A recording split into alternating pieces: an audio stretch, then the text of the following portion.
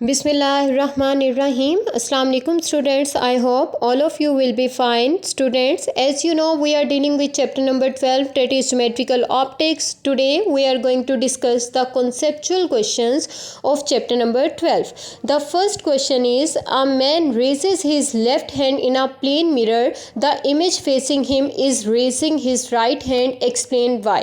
एक मैन है जिसने अपने लेफ़्ट हैंड को रेज़ किया है प्लेन मिरर में, लेकिन इमेज में इस तरह दिखाई दे रहा है कि उसने अपने राइट हैंड को रेज़ किया हुआ है। स्टूडेंट, आप फिगर में भी देख सकते हैं कि यहाँ पर लेफ़्ट हैंड को उसने राइज़ किया है, लेकिन मिरर में इमेज में हमें राइट हैंड शो हो रहा है। तो इसकी वजह क्या है? Image in a plane mirror is virtual, erect, equal in size and laterally inverted. Plane mirror से बनने वाला इमेज वर्चुअल होता है, इरेक्ट होता है, इक्वल इन साइज होता है और इन्वर्टेड होता है। Therefore, if a man raises his left hand in a plane mirror, the image facing him is raising his right hand. इसी वजह से अगर एक मैन अपना लेफ़्ट हैंड रेज़ करता है प्लेन मिरर में, तो जो इमेज प्रोड्यूस होती है वो राइट हैंड शो कर रही होती है, क्योंकि प्लेन मिरर से बनने वाला image virtual, erect, equal in size और इन्वर्टेड होता है। Now students, move toward the next conceptual questions, that is 12.2, and in your own words explain why light waves are refracted at a boundary between two materials. आपने अपने अल्फाज में बताना है कि लाइट रेज रिफ्लेक्ट क्यों हो जाती हैं at a boundary between two materials. Student, आप फिगर में देख रहे हैं कि दो मटेरियल्स की बाउंड्री पर लाइट रे रिफ्रैक्शन के फिनोमेना को शो कर रही है। आपने इसे अपने अल्फाज में बताना है। तो यहाँ पर रिफ्रैक्शन का फिनोमेना किस तरह हो रहा है?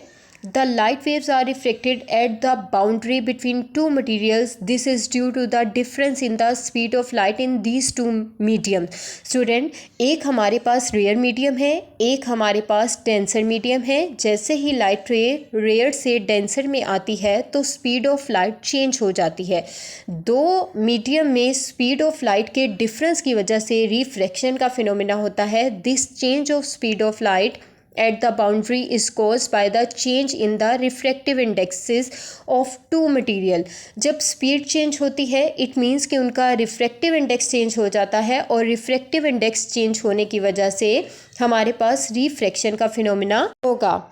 जैसे ही हमारे पास स्पीड ऑफ लाइट चेंज होती है तो लाइट रे का पाथ भी चेंज हो जाता है और फिर हमारे पास रिफ्रैक्शन का फिनोमेना होता है। स्टूडेंट्स, फिगर में भी आप देख रहे हैं कि रेयर से डेंसर में आते हुए स्पीड ऑफ लाइट चेंज हुई और लाइट रे की डायरेक्शन भी चेंज हो गई, और जैसे ही वो रेयर मीडियम में वापस गई उसने पहले वाला पाथ चूज़ कर लिया। Now students, question number 12.3 is explain why a fish underwater appears to be at a different depth below the surface than it actually is. Does it appear deeper or shallower?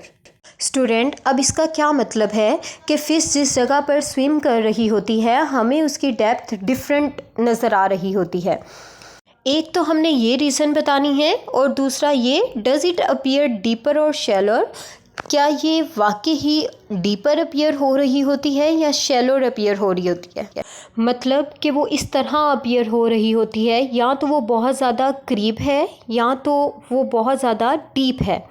Now students, we discuss this question with the help of diagram. सामने आपको एक figure दिखाया गया है।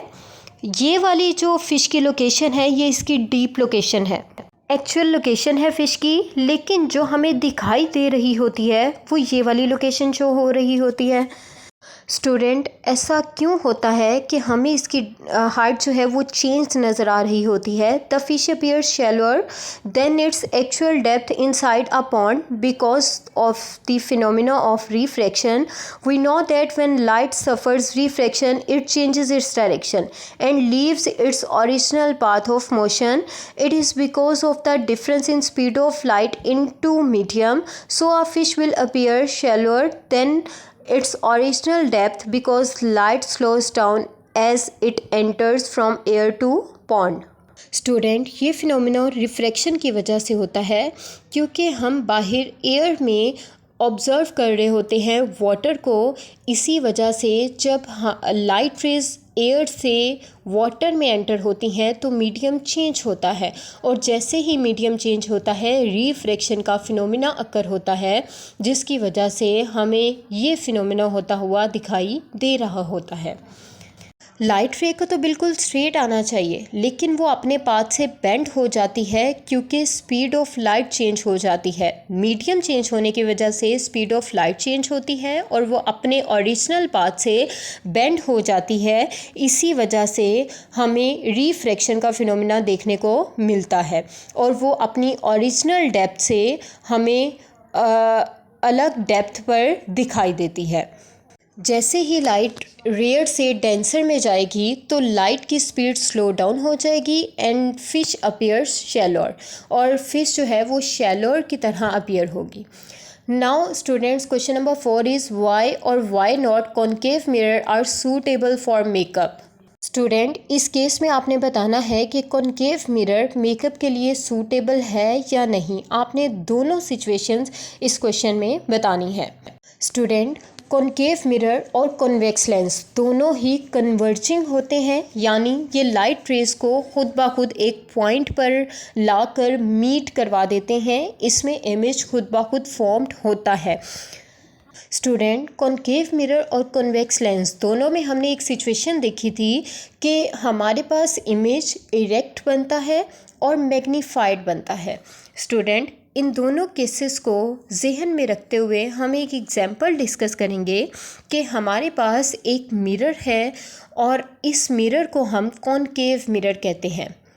इस mirror से बनता हुआ इमेज भी आप देख सकते हैं कि ये लार्ज इन साइज़ इमेज आपको दे रहा है। अब ऐसा क्यों होता है?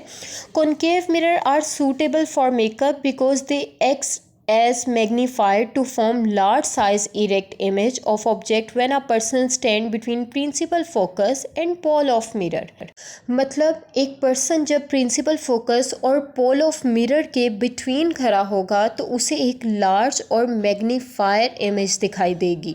I hope students you got it. If you have any query you can ask me. Take care. Allah Hafiz. Thank you very much.